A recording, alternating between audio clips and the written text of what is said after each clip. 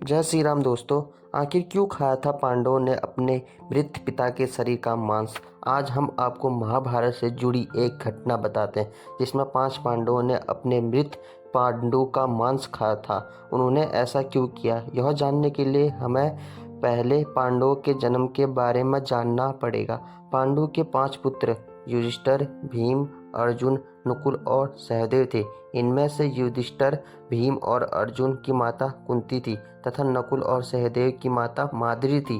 पांडु इन 5 पुत्रों के पिता थे, पर इनका जन्म पांडु के वीर्य तथा संभोग से नहीं हुआ था, क्योंकि पांडु को श्राप था कि जैसे ही वो संभोग करेगा उसकी मृत्यु हो जाएगी। इसलिए पांडु के आग्रह पर यह पुत्र कुंती और माद्री ने भगवान का आह्वान करके प्राप्त किए थे। जब पांडु की मृत्यु हुई तो उसके मृत शरीर का मांस 5 भाइयों ने मिल बांटकर खाया था।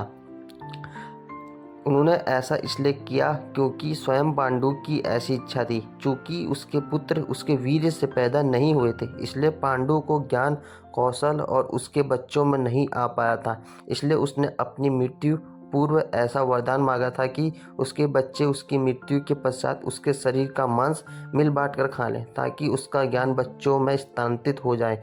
शास्त्रों के अनुसार श्री कृष्ण के अलावा वो एकमात्र शख्स सहदेव ही थे जिसे भविष्य में होने वाले महाभारत के युद्ध के बारे में संपूर्ण बातें पता थी। श्री कृष्ण को डर था कि कहीं सहदेव यह सब बातें औरों को न बता दे, इसलिए श्री कृष्ण ने सहदेव को श्राप दिया था कि यदि उसने ऐसा किया तो मृत्यु हो जाएगी। पांडवों द्वारा पिता का मांस खाने के संबंध में 2 मान्यता प्रचलित है।